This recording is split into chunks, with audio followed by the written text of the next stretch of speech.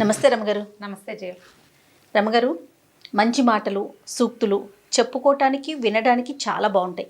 వినేవాళ్ళు ఉంటే చెప్పేవాళ్ళు ఏదో ఒక సామెత కూడా ఉంది కదా, లోకు అన్నట్లుగా చాలా వింటామండి కొటేషన్స్ కానీ ఇలాంటివన్నీ.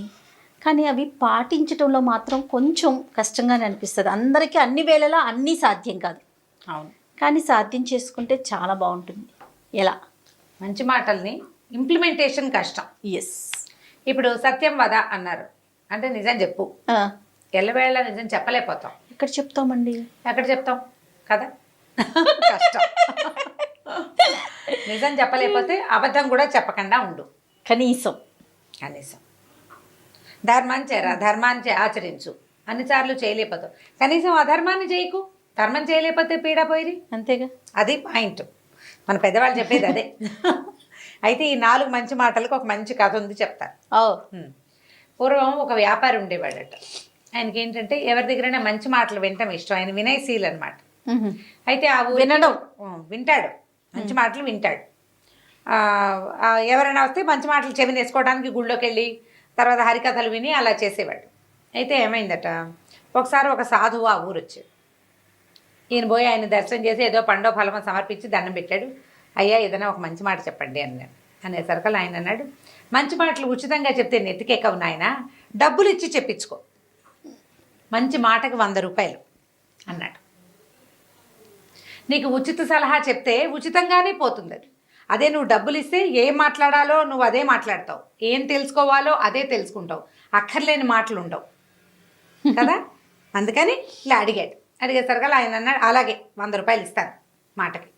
సరే, ఆయన ఏం చెప్పాడంటే మొదటి వాక్యం, సామాన్యుడు ఎవడైనా గొప్పవాడయ్యాడు అనుకో, వాడిని సామాన్యుడిగా ఉద్దేశించి మాట్లాడకూడదు, గొప్పవాడిగానే గుర్తించాలి. అది నీకు మంచిది. నీతో పాటు ఉన్నవాడు పెద్ద వ్యాపారస్తుడు అయ్యాడు, ఏమా అనకూడదు, ఏమండి అని మాట్లాడాలి. సంబోధన మర్యాదగా ఉండాలి. నువ్వు గొప్పవాడి అన్నట్టుగానే ఉండాలి. వాళ్ళే దిగి మన ఇద్దరం స్నేహితులను చిన్నప్పటి నుంచి అనేవాడంటే ఓకే, నువ్వు అనకూడదు. సామాన్యుడిని పెద్దవాడైతే పెద్దవాడుగానే గుర్తించాలి, కానీ వీడి ఇది వరకు సామాన్యుడు, మా వాకిట్లో తిరిగేవాడు ఏరావరే అని అనకూడదు అని చెప్పాడు. ఈయనకి చాలా నచ్చింది. మనతో ఉన్న ఒక సామాన్యుడు గొప్పగా అయిపోవటం ఎంత బాగుంది అనుకుని, అయ్యా ఇంకొక మాట చెప్పండి. మళ్ళీ 100 అన్నాడు ఆయన. అలాగే అని ఇంకో 100 రూపాయలు చేతిలో పెట్టాడు. ఈయన ఏమన్నాడంటే, ఎప్పుడు ఇతరుల రహస్యాలు బహిరంగపరచద్దు నీ అంతటా నువ్వు. నీకు తెలుసు, నీ చుట్టుపక్కల వాళ్ళకు కూడా తెలుసు అనుకో, వాళ్ళందరూ మాట్లాడినా నువ్వు మాట్లాడద్దు. ఇతరుల రహస్యం ఎప్పుడు నీ నోటితోటి నువ్వు చెప్పకూడదు. ఇది చాలా వ్యాలిడ్ పాయింట్. మనం డిస్కస్ చేయడానికో, ఎవరికైనా చెప్పడానికో, లేకపోతే దాని గురించి మనం తెలుసుకోవటానికో ఎవరికైనా చెప్పామంటే అది పెదవి దాటితే పృథివీ దాటితే చాలా ఇబ్బందులు వస్తాయి దాంతో. అందుకని ఇతరుల రహస్యాలు చెప్పకూడదు. ఈయనకి ఇది కూడా బాగుంది, బాగా నచ్చింది. అయ్యా ఇంకొక మాట చెప్పండి అన్నాడు. జేబు చూసుకున్నాడు, డబ్బులు ఉన్నాయి. ఇంకో 100 రూపాయలు చేతిలో పెట్టాడు. ఈయన ఏమన్నాడంటే, పని వాళ్ళతో చేయించగలిగే పనిని వాళ్ళతో చేయొచ్చు, నీ సమయాన్ని వృధా చేసుకోబోక. వ్యాపారస్తుడు కదా ఈయన, అన్ని పనులలోకి దిగి నువ్వు చేయొద్దు. వాళ్ళు ఎవరో చేస్తారు, నీ దగ్గర పనివాడు ఉన్నాడు, గుమాస్తా చేయాల్సిన గుమాస్తాతో చేయొచ్చు. అది ఎలా చేయాలో నువ్వు అక్కడ నిలబడి దగ్గరుండి చేయించి సమయం వృధా చేసుకోబోక.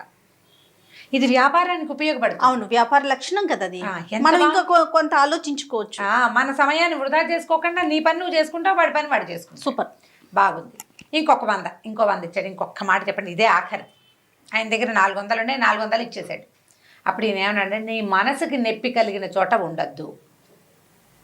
నీకు మనసుకి చాలా కష్టంతో వచ్చింది, ఇంకక్కడ ఉండద్దు, వెళ్ళిపో అని చెప్పాడు. 400 ఇచ్చి ఈ 4 మంచి వాక్యాలు తెలుసుకున్నాడు ఆయన. ఇది అందరికీ పాఠమేనండి, అందరికీ పాఠమే. ఇందులో నుంచి నేను కూడా పాఠం నేర్చుకున్నాను. చాలా అత్యద్భుతమైన పాఠం ఇది. సరే, బాగుంది. అయితే ఏమైంది, కొంతకాలం అయ్యాక ఈ వ్యాపారస్తుడికి బిజినెస్లో నష్టం వచ్చింది. అక్కడ అకాల వర్షాలు వచ్చి ఈయన తాలూకు ఓడలు మునిగిపోయినాయి, బళ్ళు విరిగిపోయినాయి, డబ్బంతా పోయింది. ఇది కొద్దిగా ఉంది. నేను ఏమనుకున్నాడంటే, ఈ పువ్వులు అమ్మిన చోటే కట్టెలు అమ్మకూడదు, అంతేగా వేరే ఊరు వెళ్దాం అనుకున్నాడు. వేరే ఊరు వెళ్ళడానికి ఏమైంది, ఇంకా పెద్దగా భార్య సంతానం సంసారం ఏం లేదు. ఈయనకు ఒక గుమాస్తా ఉన్నాడు.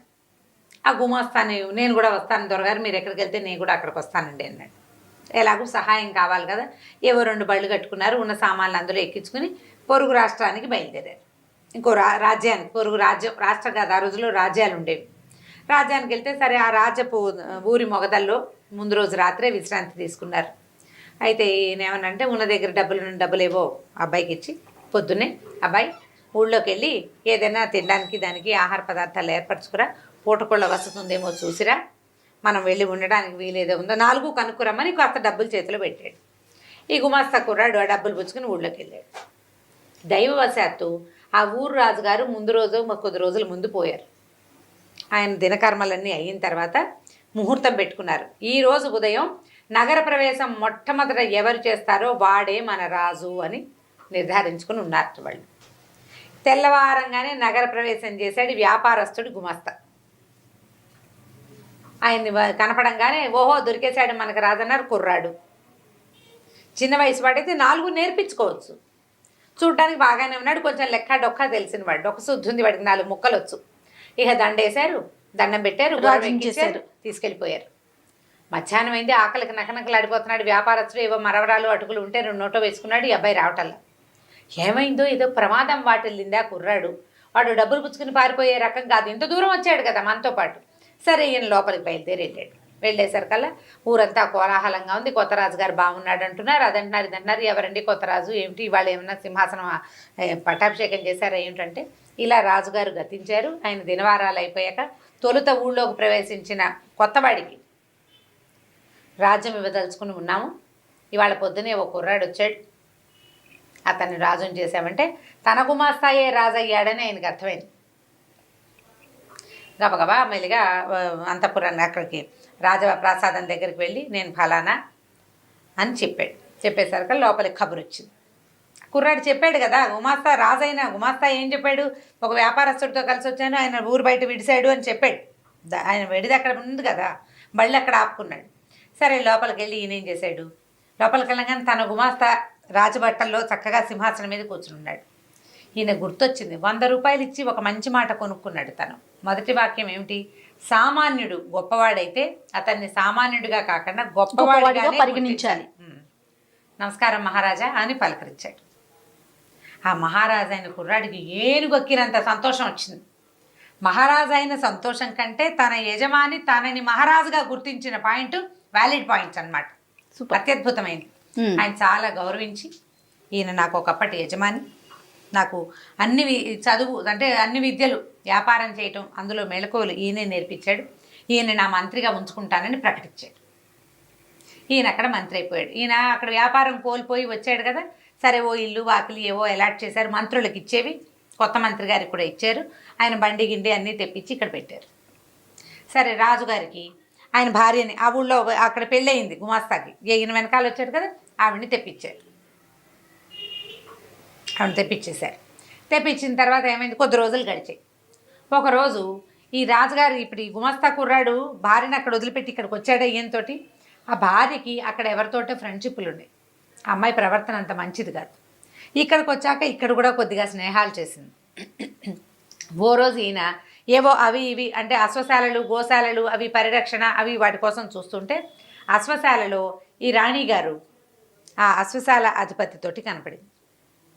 దాంతో ఈయనకి ముందు టెన్షన్ వచ్చింది, తర్వాత భయం వేసింది. ఇతరుల రహస్యాలు బహిరంగపరచకూడదు, అందుకని ఏం చేశాడు ఆయన, తన భుజం మీద ఒక శాలువ ఉంటే వాళ్ళు ఎవరికి కనపడకుండా వాళ్ళు ఉన్న గది దగ్గర ఆ శాలువ గుమ్మాన్ని ఇట్లా కట్టెల్లాగా పెట్టేసి వచ్చేసాడు. వచ్చేసేసరికల్లా ఆ అమ్మాయి చూసుకుంది, ఇక్కడ శాలువ ఉందంటే ఖచ్చితంగా ఎవరో మన చూశారు అని అనుకుని ఈ శాలువ ఎవరిది వాకపు చేసింది కొత్త మంత్రి గారికి అని తెలిసింది.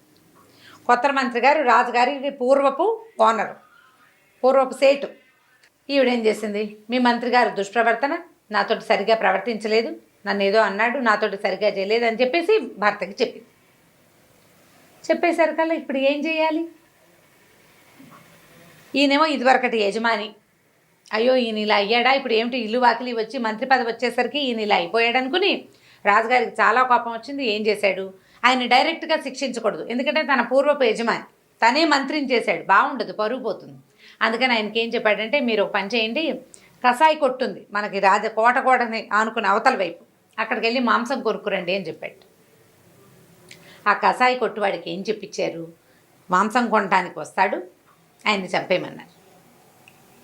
ఆయనేమనుకున్నాడు, మూడో మాట ఉంది కదా, మూడో మంచి మాట, 100 రూపాయల నోటు ఇచ్చి కొనుక్కున్నాడు. పని వాళ్ళు చేయగలిగే పని వాళ్ళతో చేయొచ్చు, నీ కాలం వృధా చేసుకోవద్దు. మాంసం కొనటం పెద్ద పనే, సైనికుడిని పంపిస్తే సరిపోతుంది. సరే, ఏం చేశాడు ఈయన? ఆ వాకిట్లో పనిచేసే ఓ సైనికుడిని, అరే అబ్బాయి ఆ కసాయి కొట్టు నుంచి మాంసం కొనుక్కురారా, అది పట్టుకెళ్ళి రాజుగారికి ఇవ్వు, ఫలానా లేడి మాంసం కావాలట అని చెప్పాడు. వీడు పోయి సైనికుడు అక్కడికి వెళ్ళేసరికి ఆ కసాయి కొట్టు వాడికి ఏం తెలుసు, లేడి మాంసం అని ఎవడడిగితే వాడిని కొట్టేయాలి అంతే. ఆ సైనికుడిని కొట్టేసాడు వాడు. ఈ లోపల ఏమైంది, ఈ అశ్వశాలాధిపతి ప్రవర్తన మంచిది కాదని వేగుల వాళ్ళ ద్వారా ఈయనకి కబురు వచ్చింది, రాజుగారికి. కబురు వచ్చేసరికల్లా ఆయన దుష్ప్రవర్తన ఎవరితోటని వాకపు చేస్తే అది తన భార్యేనని తెలిసిపోయింది. అయ్యో, నేను ఇంత పొరపాటు చేశాను, మంత్రి గారిని చంపేశానే వృధాగా అని అనుకుని ఆయన చాలా దిగులు పడుతున్నాడు. ఏం చేయాలో తెలియలే. ఒకప్పటి నా యజమాని నన్ను ఎంతో గౌరవించాడు, నన్ను అక్కడ ప్రేమగా చూసుకున్నాడు, ఇక్కడ గౌరవించాడు. వీడు నా దగ్గర పనిచేసిన వాడుని ఒక్కనాడు కూడా అనలా. అంత మంచివాడిని నేను ఈ పని చేశానే అని చాలా దిగులు పడ్డాడు. దిగులు పడి ఏం చేశాడు, ఆయన ఆలోచిస్తుండగా మంత్రి గారు వచ్చాడు. చూసరికల్లా, అయ్యా మీరు బతికే ఉన్నారా అంటే ఎప్పుడు ఆయనకు అర్థమైందనమాట. అతను రాజుగారు ఏమడిగాడంటే, మీ శాలువ ఫలానా చోట ఎందుకుంది, మీరు అక్కడికి వెళ్ళారా అని అడిగితే, అప్పుడు ఈయన ఏం చేయాలో తెలియక, నేను అక్కడ ఒక చూడకూడని దృశ్యం చూశాను, ఎవరైనా చూస్తారని శాలువ అడ్డం పెట్టాను అని చెప్పాడు. చెప్పేసరికల్లా రాజుగారు తను కన్ఫెస్ చేసేసాడనమాట. ఇలా జరిగింది, నా భార్య నన్ను ప్రోత్సహించింది, ఆవిడ మోసం చేసింది, నన్ను మీకు ఎగనెస్ట్గా మీకు వ్యతిరేకంగా నన్ను ప్రోత్సహించింది, అందుకని నేను మిమ్మల్ని ఇంకేం శిక్ష విధిస్తే అవమానకరంగా ఉంటుందని కసాయివాడికి చెప్పాను, మిమ్మల్ని అక్కడికి పంపిద్దామనుకున్నాను. భగవంతుడు నా ఎందుండి నన్ను ఇంత పాపం చేయకుండా నన్ను తప్పించాడు, నన్ను క్షమించండి అని కాళ్ళు పట్టుకున్నాడు. ఆయన పర్వాలేదులే నాయన, ఎలా జరగాల్సి ఉంది అది అలా జరుగుతుంది, నేను 100 రూపాయలు ఇచ్చి కొనుక్కున్నాను మాటల్ని, కొనుక్కున్న ప్రతి సలహాని నేను ఉపయోగించాను. ఇప్పుడు 4వ సలహా ఉంది కదా, మనసు దెబ్బతిన్న చోట గాయపడిన చోట ఉండద్దు. ఎంత బతిమిలాడినా రాజు వ్యాపారస్తులకు ఇంకక్కడ ఉండాలి. మంత్రిగా కొంతకాలం పనిచేసి తను సంపాదించుకున్న సొమ్ముని 2 బళ్ళకి ఎత్తించుకుని ఆ ఊరు నుంచి బయటికి వెళ్ళిపోయాడు. ఈ 4 మంచి మాటల్ని అతను వాడుకున్నాడు. మనం ఇలాంటిదే ఇదివరకు ఒక కథ చెప్పుకున్నాం, దగ్గరగా ఇలాంటి కథే. ఎప్పుడైనా ఏదైనా కొన్ని మంచి వాక్యాలు, మంచి మాటలు ఉచితార్థం లభించాయి అనుకో, ఉచితంగా ఉన్న మాటల్ని మనం లెక్కే చేయం. దానికోసం మనం పే చేయాల్సి వస్తే డబ్బంటల్లా నేను ఒక దెబ్బ తిని నేర్చుకున్నామనుకో, ఒక మంచి విషయం బాగా గుర్తుంటుంది, భలే గుర్తుంటుంది, ఎంత బాగానో గుర్తుంటుంది. గుణపాఠాలు అంటారు వాటిని. జీవితం గుణపాఠం నేర్పిస్తుంది. ఆ పాఠాన్ని అనుసరించి ప్రవర్తిస్తాం. ఉచిత సలహాలు పెద్దగా ఉపయోగపడవు, కానీ ఇలాంటివి అంటే మన మూల్యం చెల్లించి తీసుకున్న సలహా ఉంది చూసావా, అది బాగా ఉపయోగపడుతుంది. మంచి వాక్యాలకి పూర్తిగా పాటించలేకపోయినా తదనుగుణంగా వ్యవహరించడం తెలుసుకోవాలి. మనం అనుగుణంగా వ్యవహరిస్తే జీవితం సజావుగా వెళ్తుంది. 100% చేయలేకపోతాం, కనీసం దానికి దగ్గరగా ప్రయత్నం అన్నా చేస్తే కనీసం ముందుకెళ్ళగలుగుతాం. చక్కగా ఉంటుంది జీవితం. చాలా బాగుంది రమ్మ గారు, అద్భుతంగా ఉంది. మంచి కథ కదా, మంచి కథ. నమస్తే. నమస్తే. ఈ వీడియో కనుక మీకు నచ్చినట్లయితే లైక్ చేయండి, షేర్ చేయండి. మరిన్ని ఇంట్రెస్టింగ్ వీడియోస్ కోసం మా ఛానల్ని సబ్స్క్రైబ్ చేసుకోండి.